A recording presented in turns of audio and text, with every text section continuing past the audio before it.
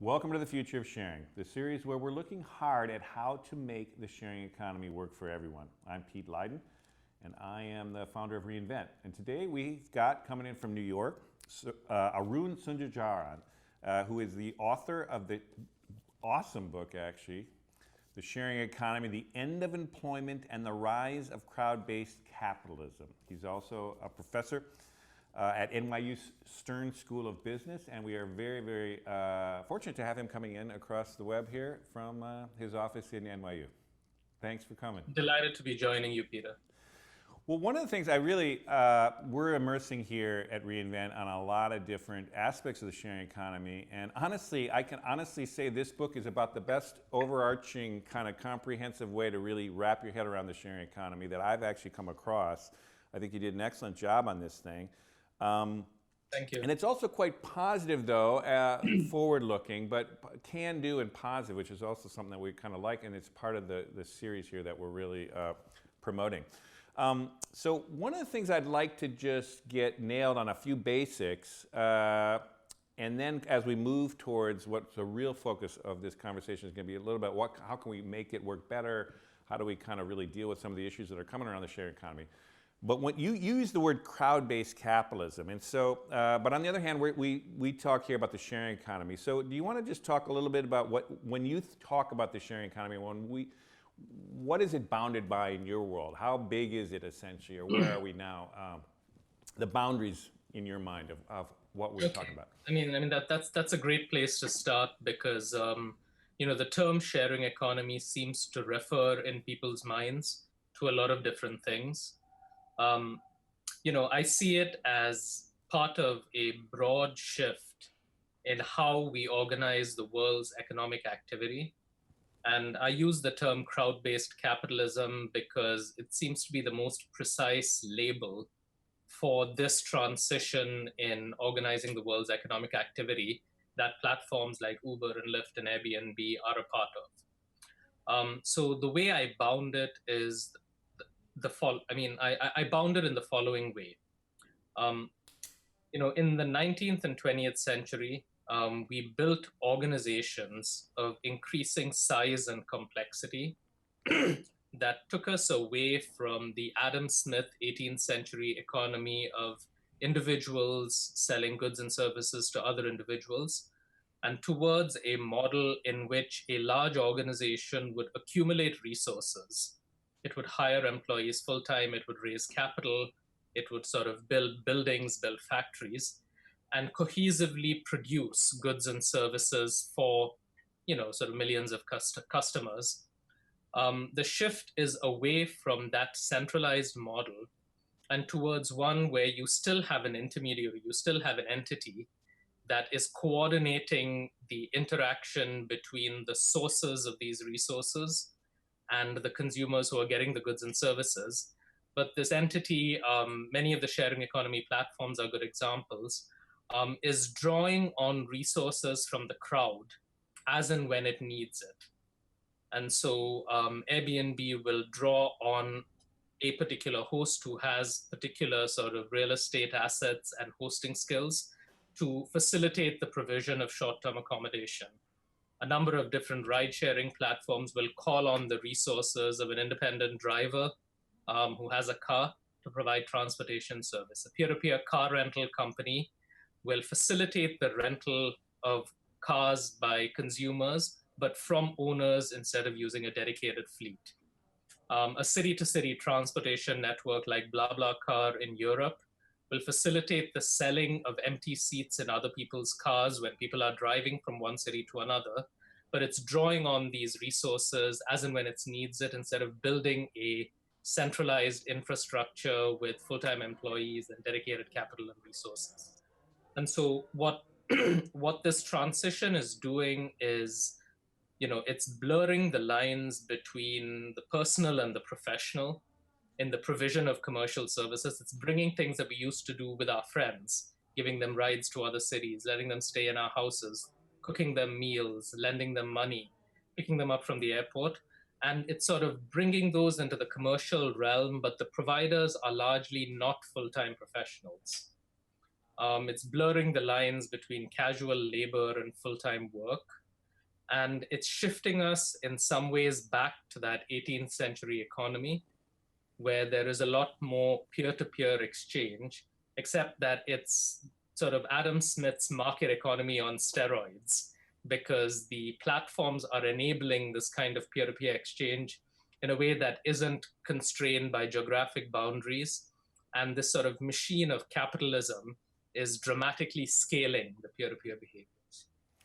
So even though it's going back, that sometimes implies, uh-oh, we're sliding backwards, but you see it as a positive forward motion that's building off that 18th, 19th, 20th century model into, or let's say the 19th and 20th century model, as you mentioned, into a potentially an economy that works better by reconnecting with some of those old rhythms. Is that fair to say? Absolutely. It's sort of a heady hybrid of the 18th century market and the 20th century corporation in a way that has a number of positive effects. It's decentralizing the ownership of the economy sort of out of the hands of large corporations and sort of making it more evenly distributed.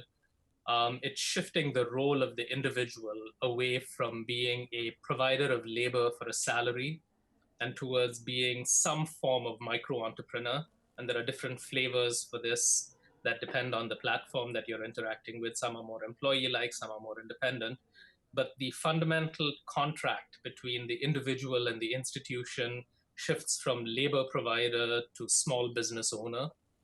And so, it's dramatically expanding the set of people that other people may trust for commercial exchange. But it comes with its challenges. It comes with the challenges of transitioning from a world in which a majority of the workforce in a number of countries have gotten used to this idea of having a full-time job and institutions that support them. And we've got to reinvent sort of the things that are wrapped around this model of work in a way that makes sure that we don't, in fact, slip backwards. I love that framework. Now, so just a couple of things. So, because we're talking to people through this series who are really just trying to get their heads wrapped around the phenomenon, and you've kind of structured it there. Like, how big or how significant is this part of the economy, would you say now, compared to the overarching economy? And kind of talk a little bit about its growth rates. So, like, are we watching, it's still kind of on the edges of what the core economy, or it's essentially breathing life into the future of what the entire economy will be? I'm just curious on how big is it now in growth rates and how much it'll essentially take over other parts of the older economy of today. Okay, that's, at this point, the sharing economy, as sort of most people define it, which is the platform mediated peer-to-peer commerce of the kinds that, we were just talking about, is a relatively small fraction of the economy. But it's growing very rapidly. And as it grows, it's also changing the models of consumption and usage of many customers in a way that makes me believe that it will be a significant fraction of the economy in the decades to come. If we take some specific industries, so in the provision of short-term accommodation, by a number of metrics, Airbnb is already the largest single provider of short-term accommodation in the world. It has 4 times as many listings as the world's largest hotel chain has rooms. It accommodates more people per day, probably in a revenue sense. Very soon, it will be the world's largest provider. Uber and Lyft and Didi Xuxing and Ola and Gojek and Grab, all of the different platforms that are facilitating point-to-point urban transportation in cities around the world are also, they have already gotten to the scale where they will soon be a lot larger than the taxi industry, but they are still a relatively small fraction of the broader transportation industry. The eventual sort of, all of these platforms are betting on a future where a significant fraction of the population stops buying cars for their own exclusive use and instead starts to think of mobility as an on-demand service, perhaps sort of buying sort of mobility packages the way that you buy mobile phone minutes today, and having on-demand vehicles come and fulfill these transportation needs. And once that transition starts to occur, this model will represent a significant fraction of the transportation industry. We've seen very early stage examples of, crowd-based capitalism in the provision of healthcare and in the provision of energy. I think we're a few years away from seeing the big shift in energy. The battery technologies for storing solar power have to get to the point where you can reliably store the solar power that you generate. And once you do that, then the fundamental economic advantages of generating solar power will kick in, and you'll start to see local peer-to-peer sort of distribution networks really pose a challenge to the centralized energy production companies. And so if you put all these industries together, accommodation, real estate, transportation, energy, and healthcare, you're talking about half of the GDP of many countries. And so while the footprint is extremely small today, some of the big players are getting to a scale that is comparable to the industry leaders in the industries that they are challenging. And all trends suggest that in the next 10 to 20 years, crowd-based capitalism will sit aside managerial capitalism as a dominant way of organizing the world's economic activity. Wow, it's a very powerful way to frame that.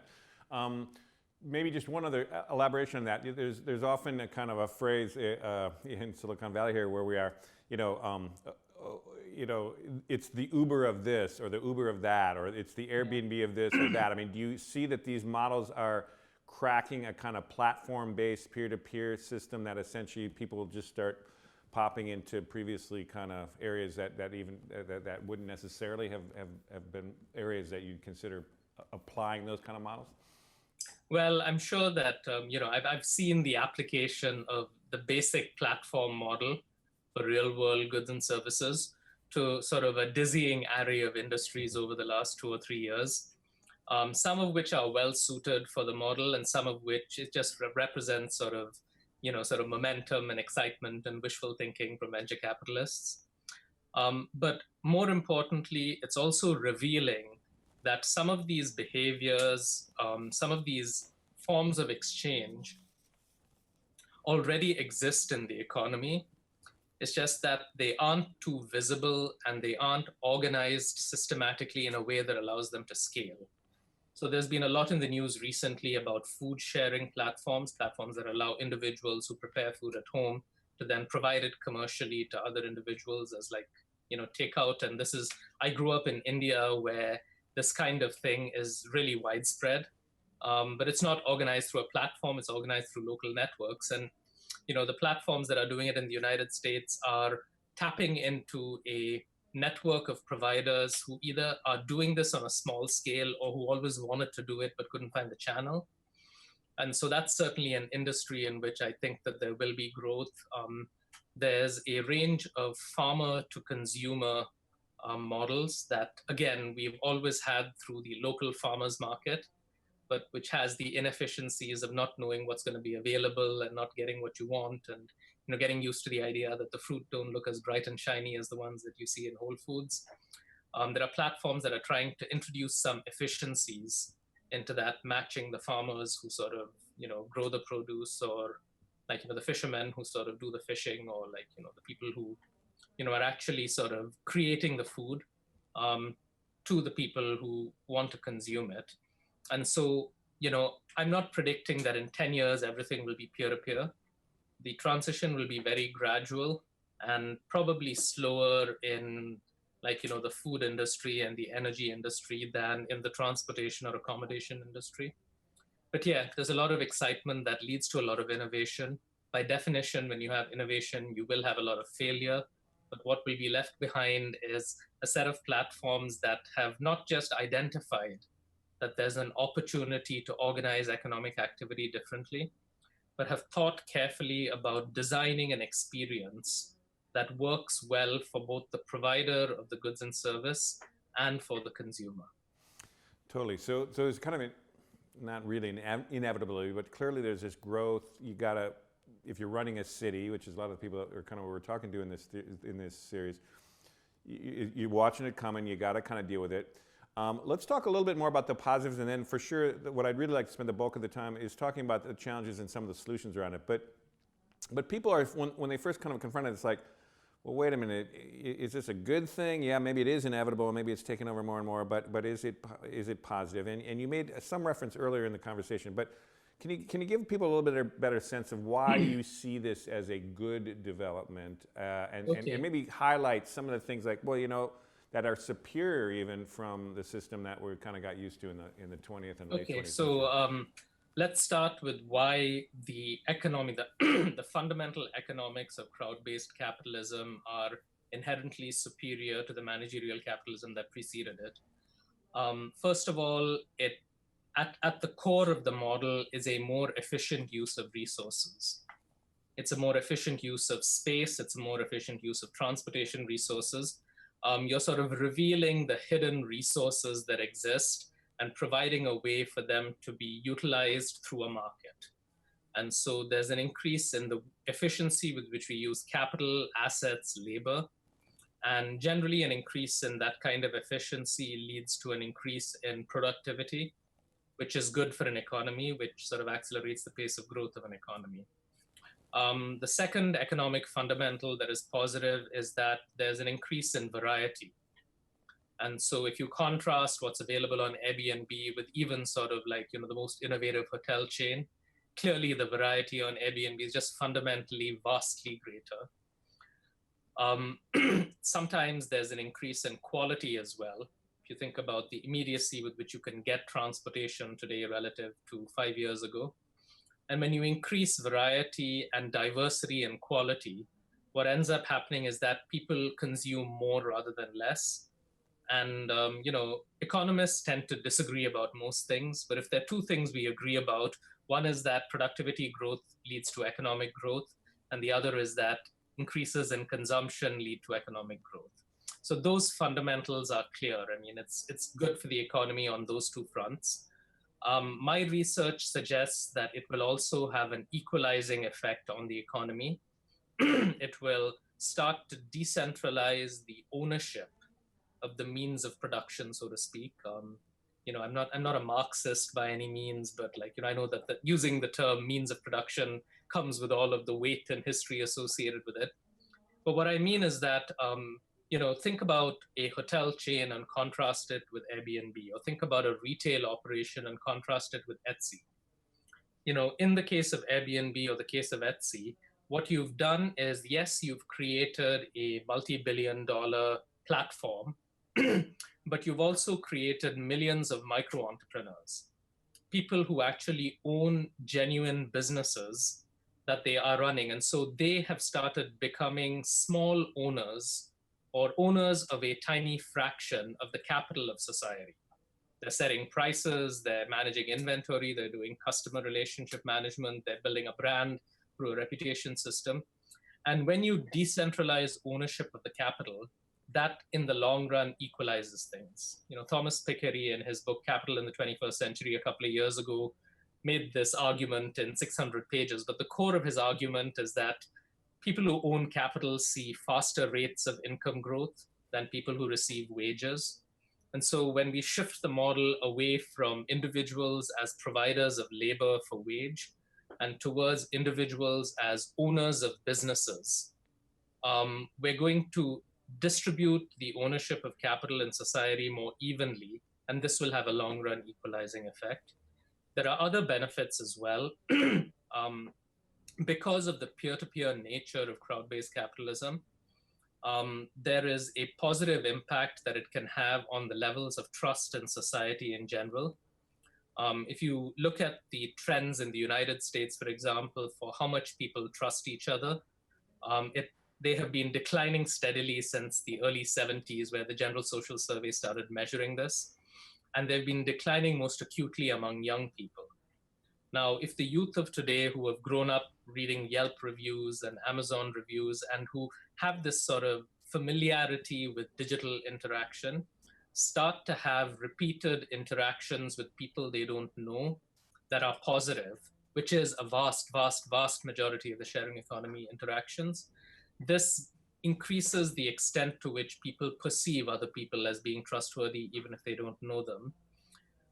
There's a greater level of connectedness that the sharing economy form of like, goods and services sort of inherently has in it. And, if you contrast staying in a hotel with staying in an Airbnb, there's an intimacy associated with staying in an Airbnb, right? Even if you're renting the entire apartment or an entire home, it's someone's personal space. You see the choices that they've made. Maybe you see their wedding pictures. There's a form of connection that forms. And if you stay in their spare bedroom, you actually have a more connected short-term accommodation experience. You sit in the front seat with your Lyft driver, you fist bump when you get out. I don't know if you do that anymore, but you used to fist bump when you get out. Your the people who use BlaBlaCar, the city-to-city ride-sharing platform that I mentioned, overwhelmingly seem to do it because they like the personal nature of traveling with someone in a car rather than the somewhat sort of individual nature of traveling in a train. And so over time, as we start to integrate some form of connectedness into our everyday economic activities, we may end up with a less lonely and more connected society. Wow, those are awesome. And what I love is your macro kind of way of distilling these positives. Now, that said, and we could kind of go more there, but let's shift to the challenges. So anytime you shift on a kind of shift like that, there's going to be disruptions to the kind of old ways of doing things. But what I thought your book was exceptional at doing, honestly, was really looking at that transitional piece, talking explicitly about regulations and different ways to approach this. And if maybe we talk, maybe more generally, let's just talk in general about your framing of that. And then I would like to go through some of the specific things you're talking about. For example, you talk about regulation being pushed more back on the companies themselves and things. But just from a bigger picture point of view, where do you think we are in the evolution of the sharing economy? That there's a lot of positives, it's moving in this right direction, but there are disruptions and there are issues that are arising.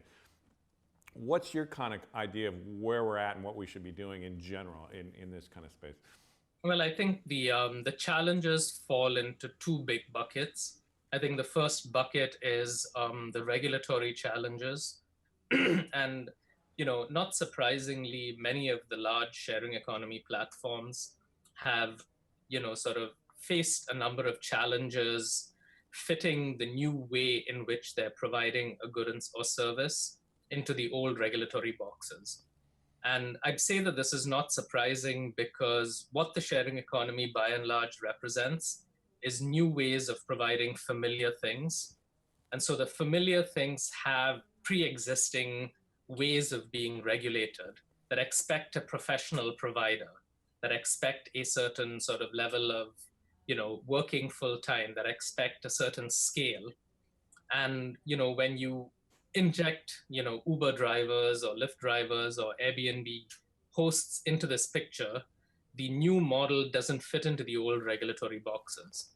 And so, there's a process, I guess, first of a change in the regulatory culture of cities and states, where they start to sort of transition from thinking of themselves as, having to do everything on the regulatory front towards sort of thinking about platforms as actually being able to share the burden selectively.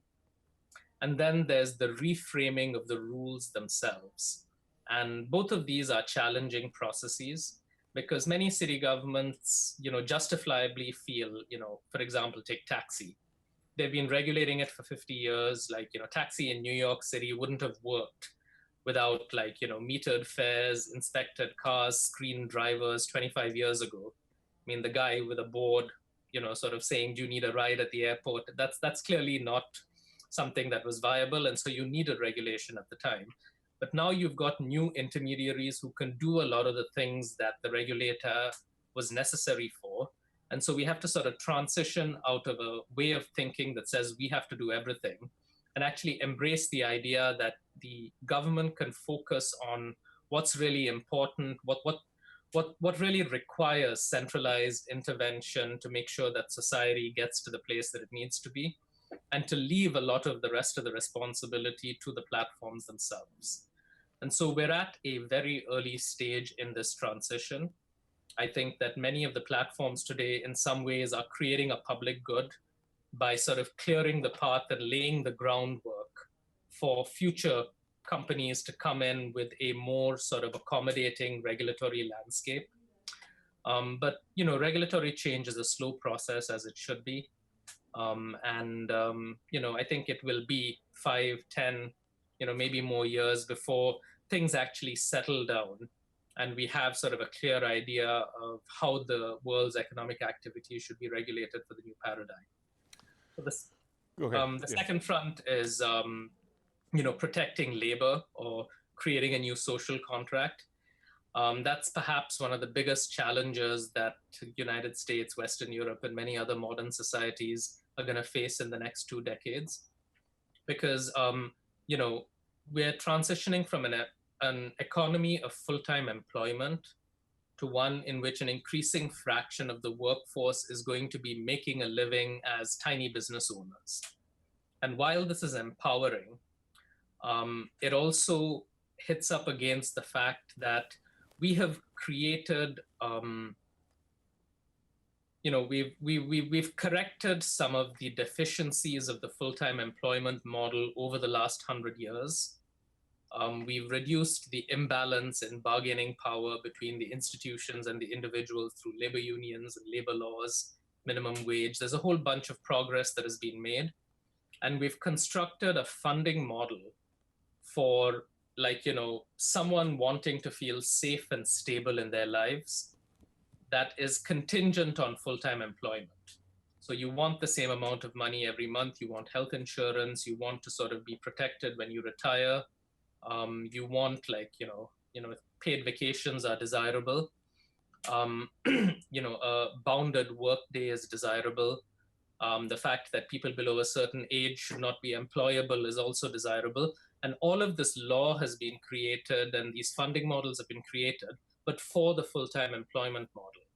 Now, when we create a new model of engagement between the individual and the institution, one of micro-entrepreneurship, we have to reconstruct both the sort of balancing, the bargaining power balance, and we have to reconstruct the funding model. So if you look at independent contractors or micro-entrepreneurs today, things don't look as good as full-time employment. And people sometimes mistakenly think that this means that the full-time employment model is better.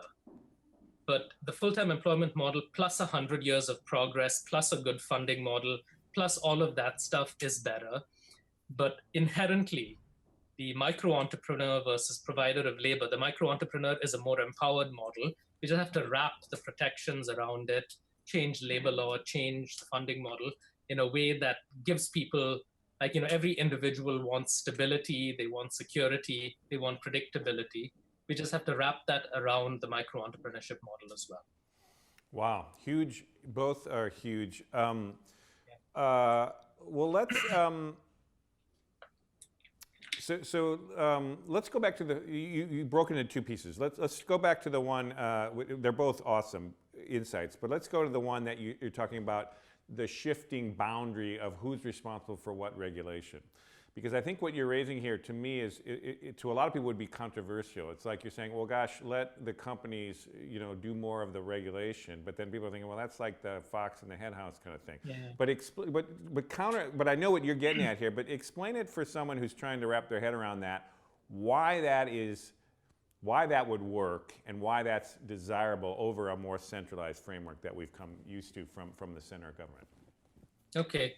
Well, every successful society has realized that some form of government is good, and that we need to give government a monopoly over certain things. So most modern successful societies give government a monopoly over violence. Many of them in the past have given government a monopoly over surveillance. And these are things where we've realized that there are some things we only want the government to do. But every society has also realized that there are other things where we want the government to be the coordination mechanism. We want them to collect money, but then delegate the responsibility to someone else. So there's a whole host of stakeholders in any society that are non-governmental, but are doing the collective work of society. There's a long history of self-regulatory organizations of different kinds in industries ranging from chemicals to cotton to financial services to nuclear power. This dates back to the medieval guilds who would sort of set standards in a government sort of neutral way. And not all of these have been successes, but they've taught us some valuable lessons about the bounds on and what makes self-regulation work. But it's important to put this in the context of while certain things about hotels or about taxis or about food safety have in the last 50 years been dominantly regulated by government, the idea that someone else participates in the regulation is not new. It's just new for certain industries. And so drawing these boundaries is an iterative process, because it's in the interest of business to say, well, society's interests are aligned with mine, and so just leave me alone to do whatever I want to do. And we don't want to go to that extreme either. But when you think about what's unique about the sharing economy platforms, they are not providing a lot of the goods and services themselves. They are fundamentally intermediaries, which means that they gain visibility into the transactions at an unprecedented level. They have an interest in facilitating safe and sort of like, first of all, they have an interest in preventing market failure. They have an interest in making sure that things are safe. They have an interest in, the participants on the platform and the people around them, having a good societal experience. And so they're natural allies to the government for a lot of regulation. We just have to reframe the thinking from what it is today, which is that the platform needs to be regulated, to a framing where you say the platform and the government are natural partners for the regulating of certain things. They aren't natural partners for the regulating of other things. And so we need to bring in other entities, either the government or third parties. Maybe homeowner associations have to play a role to some extent in deciding certain things about Airbnb hosting. Maybe there are driver cooperatives, or that maybe there are driver organizations that are going to sort of play a role in standard setting for safety. Maybe there are peer networks that will play a role in facilitating food safety in the future. Because when you look at any industry and under any form of regulation and examine it closely, you realize that there's an idealized goal of what society wants, and then there's the reality of where we've reached. I mean, so any form of regulation is inherently going to be inefficient. I mean, restaurant safety is good, but it's not perfect. It would be perfect if we stationed an inspector in every restaurant and had them inspect every piece of food. Mm-hmm. And people laugh at me when I say this. They're like, come on, this is impractical. I say, yeah, but it means that we do make trade-offs already. And so as the supply model changes, where we draw the line may change, and what we do to sort of ensure the safety may also change. And so I guess the summary of this is that, one, self-regulation doesn't mean no regulation. It means regulation by someone other than the government. There's a long history of self-regulation in successful societies. And the platforms and the governments, rather than being at odds, are in fact very well aligned and very well suited to be partners in regulating a lot of the commercial activity that takes place on the platforms. Awesome, yeah.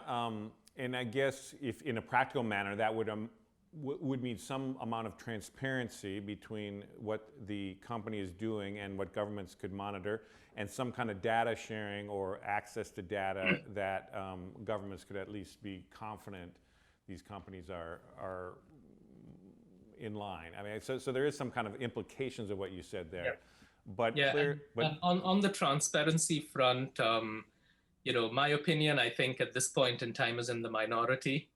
But there's a lot of excitement about the potential of open data policies, where there's transparency to a city or state or federal government into the workings of any business or any platform. This kind of openness of data is often fraught with privacy challenges. But more importantly, it also takes the data from its natural home and puts it in the hands of someone who may not be best equipped to do good things with it. not because they don't have good intentions, but because maybe they don't have the talent, or they don't have the machine learning resources, or it's not feasible to sort of provide second by second data feeds from a platform to the government. So I'm in favor of, as far as possible, delegating regulatory responsibility to the party who is the natural holder of the data. If you take an example of platforms and taxation of the activity that takes place over the platform. So, one model would be to tell every provider to register with the government, tell the platform to hand over information about the extent to which these providers are making money, then have the government collect tax from them. An alternative is to say, well, for the government to tell the platform, well, hey, you already have the data, you know exactly what's going on. It would be extremely easy for you to simply sort of deduct the taxes or collect them as the transaction is taking place, aggregate it for us and hand it over to us, perhaps with an audited statement that ensures that you're complying with the guidelines that or the rules that we've put in place. And we have Fortune 500, like any publicly traded company in the United States does some version of this, right? I mean, we don't ask these companies to hand over every iota of operational data to make sure that they're reporting honestly. We say, here are a set of things you have to provide, get them audited, and bring them forward. And there are challenges associated with this, but what I think will end up happening if we go towards this form of data-driven delegation is that we'll start to discover new and better solutions to familiar problems that have thus far sort of evaded good implementation, even though the rules exist in philosophy. In theory, a lot of laws exist, but they're not enforced because they're unenforceable. And so now that if you put some responsibility in the hands of the platform and say, use your microdata to identify patterns that seem to be bad behavior and correct them, rather than saying, give me the data and I'll identify the patterns, because the platforms can actually identify the patterns so much better than a city government agency can, right? Because they're just sort of, they know their data, they've got the talent, they've got the resources. And so delegate to the person who has the data rather than taking the data and giving it to a government is one of my sort of heuristics for forward-looking regulation. I love that idea. Now, how about this comment, again, in terms of redesigning the boundaries of regulation? One of the game changers that it applies to every sharing economy company or environment is that the people who use it rate everybody back and forth. Now, this is something that we didn't see in the kind of 20th century model. To what extent is that really a game-changing kind of feature that essentially calls for a very different way of thinking of regulation? Maybe you could explain that. I mean, people have used it. I've seen references to, for example, of in a weird way, having an inspector in every restaurant 24/7 is not practical, but on the other hand, with Yelp, basically every restaurant is getting an inspector or somebody kind of keeping an eye on it. But could you explain your own views on how big a shift that is and how important that aspect of the sharing economy is? So I think that back in the mid-1990s, sort of peer rating systems were in fact revolutionary and a game changer. And the company that introduced them at scale was eBay. And this was fundamentally the institution on which the marketplace was built. Meant that you didn't know the person's name, you didn't know where they were, you had no information about the individual themselves, but it generated enough trust in the system so that you were willing to send them money to receive a package, or send them a package and then receive money. And today, if you look at the kind of activity that is taking place on platforms, the stakes are a lot higher than sending and receiving a package, or what's the worst that can happen if something goes wrong on eBay? The product is damaged, you don't get what you were promised. There's you don't get paid. Now that's a very different level of risk from turning over your apartment to a stranger, or letting a stranger sleep in your spare bedroom, or getting into a stranger's car and saying, drive me to another city. And so as the stakes have gone up, the sort of the breadth of the trust infrastructure, the digital trust infrastructure that is necessary has also grown. So every single platform has these kinds of peer review systems. They're sort of a crowd-based form of regulation, and they're central to providing trust. But by themselves, they aren't sufficient to facilitate the exchange. They often come accompanied by more traditional forms of authentication, like verifying a government ID, indicating that you belong to a certain auto club. They come with the new forms of identity, like I have a Facebook account, I have a LinkedIn account. And what Facebook and LinkedIn and other social networking platforms do is that they digitize real world social capital.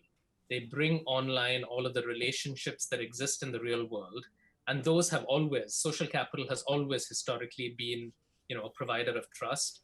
So I think all of these things put together, forms of identity, forms of social capital, and the peer review systems together, we had to get them at scale, and the technology had to be ready for all three to coexist before we could see high stakes peer-to-peer interaction happen at scale.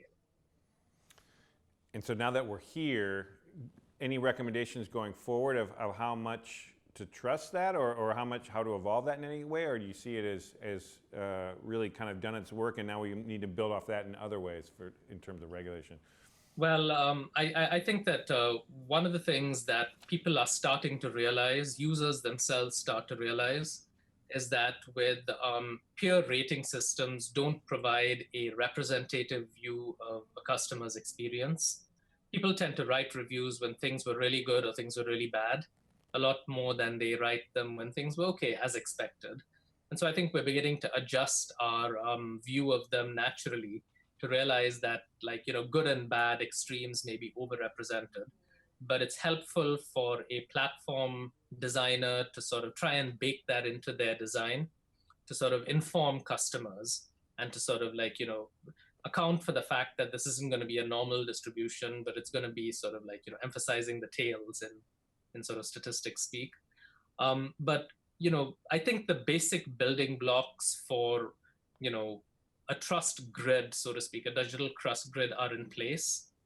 And it's exciting because if you look back at history, every time there was a big expansion in the world's economic activity, it was generally induced by the creation of a new form of trust.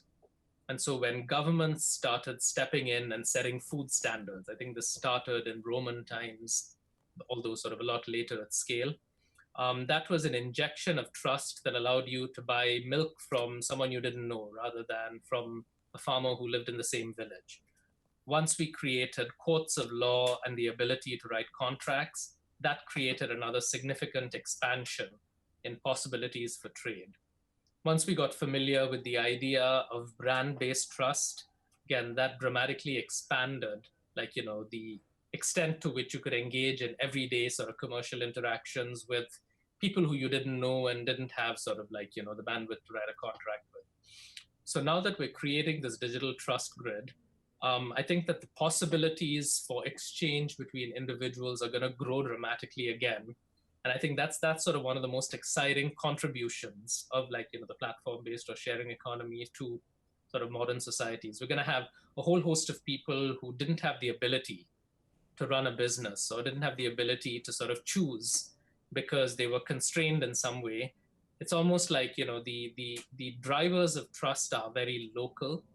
They're the people you interacted with, the friends that you have, sort of the evidence of your identity.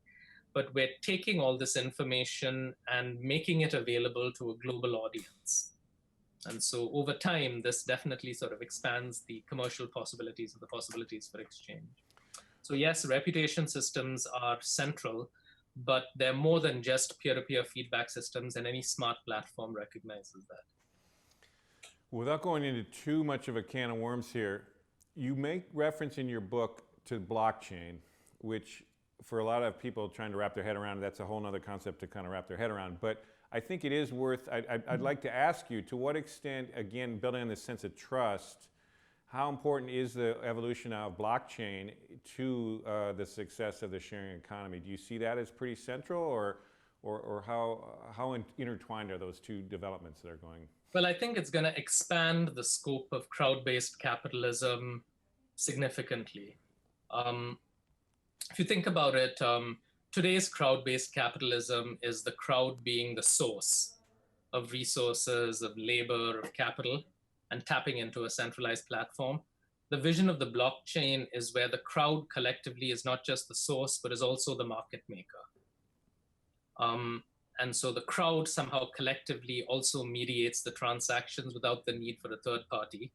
And that's what the revolution that sort of Bitcoin has introduced us to, where there's no central bank, but it's purely peer-to-peer. It's sort of like what happened 15 years ago with file sharing, where when Napster was shut down, a generation of pure peer-to-peer file sharing networks with no centralized entity. So, in some sense, the blockchain is a natural sort of successor to that kind of peer-to-peer, where instead of it just being the ability to find a file somewhere else, you're putting in payment capabilities, the ability to clear a transaction. And so there's a lot of promise here. Will it be a revolutionary new way of providing like transportation, accommodation, healthcare, energy? Probably not in the near term, because while the philosophy of saying, well, we're going to have a purely decentralized world isn't sort of like, an appealing one, there are still certain frictions in the market, in the provision of trust, in the facilitating of logistics, in the ability to find things, what you're looking for, that centralized intermediaries are just simply better at doing today. And an example that I often use is of the World Wide Web. Back in the mid-1990s, when the web emerged, it was the ultimate decentralized content creation platform, right? You could create content, you could put it out there, and anybody could find it, right? And so, the revolution was supposed to be in completely disintermediating publishing. What happened was that, well, anybody could create content, but there was no quality control, and it was really hard to find what you were looking for. So along came the early search engines and then Google, who put themselves in the middle of this system and said, well, here's a missing piece, and I'm going to sort of provide this for you in this decentralized world. And the value creation continues, but a centralized intermediary starts to sort of re-aggregate some of that distributed value creation. In the same way that Google now runs a business based on the fact that content on the web is decentralized and inherently not quality controlled. And so I see a lot of promise for the blockchain in digital assets, financial services, where the idea of trust, making sure that the product is as promised, doesn't have those physical world aspects to it, where the logistics are not like, once you buy something digital, it's there, it's delivered to you immediately. You don't have to worry about it actually being transported to you. So there's a lot of promise there. I think that there's a lot of promise in some industries where the creators of stuff or the providers of stuff are capturing only a very small fraction of the value that they create. And so in music and in publishing, where the artist or the writer typically only gets a very small fraction of the revenue or the value that their content generates, what it means is that there's a really huge margin that the intermediary is capturing. And so there's more room to sort of maneuver in creating an alternative and getting people to buy in.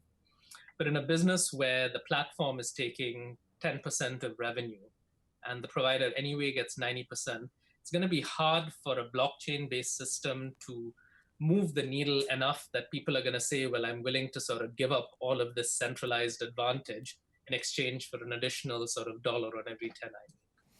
I love that. Okay, so there's clearly a role, and an important role for these companies that, given the scale of a platform, you can actually get, maybe not monopolistic, but certainly get huge scale very quickly. And that is causing a backlash. And so as we're kind of winding down the interview here, we've talked about kind of what government could do to kind of ameliorate and kind of do some of these things. What would you say to tech companies themselves, or these platform companies? What could they be doing that would essentially lower the kind of backlash? You mentioned in your book, for example, that I'd like to, maybe you could elaborate on a little bit, is giving the peers themselves some kind of piece of it, because otherwise we're getting these huge kind of conglomerates that are basically causing, in some quarters, a backlash just because of their sheer scale. Could you talk a little bit about that? Absolutely. I think that there are two or three things that there are a number of things that platforms can do to sort of shepherd in more broad-based, crowd-based capitalism and give the sharing economy sort of like, give people a better feeling about the sharing economy and society more broadly. One is certainly to, build the right platform culture in a way that makes the providers feel like partners. There may be backlash that some platforms are facing from their providers. The correction to that is to sort of create a culture where platforms feel a sense of ownership, where providers feel a sense of ownership in the success of the broader platform. Now, this can be done by creating the right culture and a feeling of belonging. This could be done by providing them with a financial return from the platform success that goes beyond the money that they make. A number of different companies are thinking about ways in which they can provide sort of the equivalent of employee stock options to their providers so that they have, and it's not a new innovation. Traditional companies have realized a long time ago that it makes a lot of sense to align the interests of your employees with the interests of the company. And the vehicle for doing that is equity or options. And so that's pretty natural to say, well, that's even more necessary with providers because the relationship is more tenuous and, the provider is the face of the brand. And so we really want their interest to be aligned with the brand's interest. So that's one sort of, one way in which platforms need to sort of like, one thing that platforms need to think carefully about when thinking about the image of the sharing economy, that it should be seen as, where the providers are partners rather than simply sort of a source of resources. Another thing that platforms need to think carefully about is how to position themselves well as the natural sort of regulators of some of the economic activity that takes place on them. And so, sometimes the engagement between a city and a platform is adversarial. And sometimes there's no way of avoiding it. Because when a platform sometimes facilitates certain kinds of sharing economy activity, it challenges vested interests, it challenges the status quo, may challenge sort of other stakeholders, other industries that a city government is beholden to. And so, there's no way of eliminating that completely. But sometimes it has to do with the platform taking an adversarial stance. And I think what I've seen happen over the last 4 or 5 years is platforms get a lot more sophisticated about positioning themselves as partners rather than as, we're going to come in and change the rules and there's nothing you can do about it. That's not the right approach. The right approach is, hey, this is different. Let me explain why it's different. Let me explain why we can actually help you do some of the work that you needed to do in the past. And here's how the rules need to change. And so there's got to be more of a, we're on your side and we can grow your economy. And here's sort of a roadmap for how to change regulation, a more pragmatic sort of approach rather than a we are disrupting your world kind of approach. And, certainly when a platform is two founders and a vision of changing the world, there's going to be much more of sort of the disruption talk.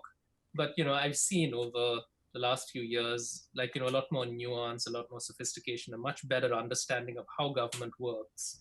And the realization that you can't just sort of take something out and replace it with something new. There's got to be a transition path. So sort of positioning themselves as worthy successors of certain things that regulatory agencies had to do is another thing that I think platforms, can do to sort of improve the image of the sharing economy. Well, I think that's a nice place as we're kind of winding out to tie it back to one theme we weren't able to really go into is thinking about this new social contract. And now we've talked to others in this series, Andy Stern among others, who've gone really deep into some of the possibilities of that, and we just don't have the time here to do that. But one of the things I think that ties into this theme of what could technology companies do, do you think of being proactively generous in that space? trying to take care of workers more, maybe voluntarily setting aside money for different aspects that were previously covered in more employment contexts. Are any suggestions along that line in terms of helping make this what is going to clearly be a long transition into a new kind of social contract? Yep, I can certainly see value in platforms being proactive about replicating the safety net, or sort of like, facilitating the emergence of the new social contract. And there's a lot of value in them being as generous as possible in doing that. I think the big stumbling block there is one that only government can solve, which is that every time a platform thinks about taking a step towards providing benefits or providing something that is traditionally associated with full-time employment, they bump up against the risk that if they do that, then their providers potentially have the case for a class action lawsuit that says, hey, we're employees because you're doing this for us. And time and again, across industries, across like labor markets, across like, there's a wide range of platforms for which I've seen them bump up against this for things as simple as like, contributions towards someone's health insurance, or their desire to provide training so that the providers can do their job better.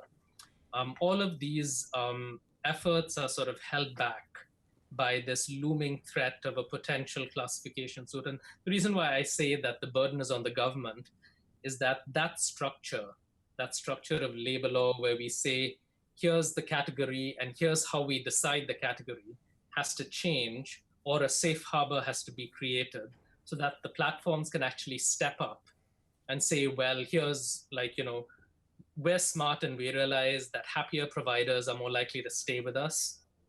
And there's good historical precedent for this over the last 50 years.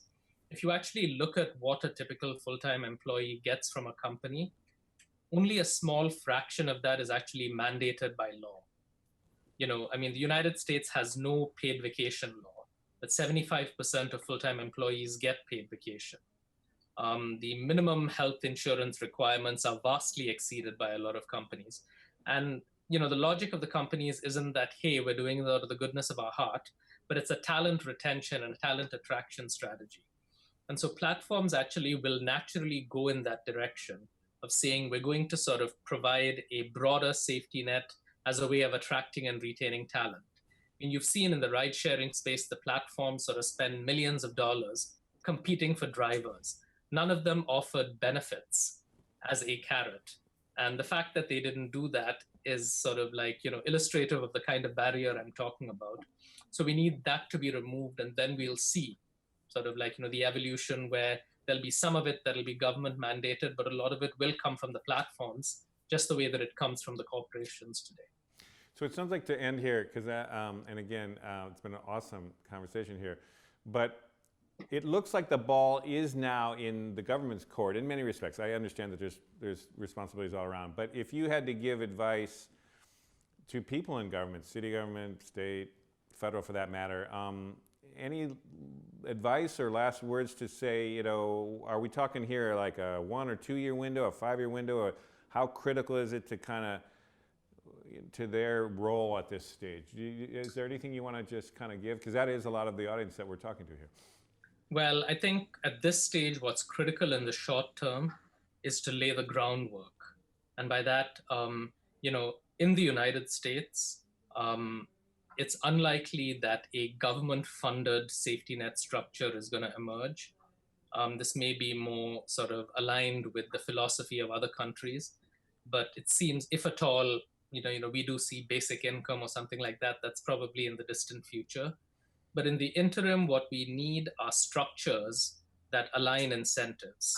And so, 50 years ago, if you worked for a company full-time, chances are that you would get a pension when you retired. Now, that's a very rare occurrence today. But meanwhile, the government has put in place some structures for individuals to contribute, companies to match, and they say, well, you get a tax break if you plan for your retirement. So systems like that, sort of legislation that creates partnership models where individuals have incentives to be more responsible, platforms have an incentive to support this, That's the kind of groundwork that we need in the near term. And we also need to take a really close look at the state of labor law and the categories of work that exist, and think about ways in which we can loosen both the categories and the way in which these categories are determined, so that the market can start to provide some of the social contract like it always has done in the past. And that looks a little bit more federal and state. Any last words to a mayor, someone running a city, city council people, city managers on the ground in kind of localities? What would you, any advice to them? Well, I guess the most, the thing that's overlooked most about the sharing economy is that it is good for a city's local economy. Policy that is supportive of sharing economy activity is analogous to policy that created jobs in the 20th century, because you're creating economic activity, you're creating income sources for your residents. And so if you reframe and start to think of some of the sharing economy activity as creating work, and realizing that if you're a city that has policies that are proactively supporting this kind of activity, you're going to attract more of this work and more of this economic activity. If you're a city that is trying to resist it, then that activity and the people who live there are going to go elsewhere. So in a world of the future, a lot of work is not going to take the form of full-time jobs. It's going to take the form of work flowing through platforms. So it's important to lay the foundations in your city to make sure that you're well positioned to sort of be a magnet for this kind of work rather than a deterrent. And that seems like a perfect time to end what has been an awesome interview, and actually to say thank you to Arun, and to highly recommend anyone who wants to pick up on this conversation, The Sharing Economy, the new book by him out this year. Highly recommended, and this has been really a fantastic conversation, and one I thought really did kind of move the ball. Thank you so much. Okay, thank you. I mean, this was really enjoyable. Glad we had a chance to do this. Great.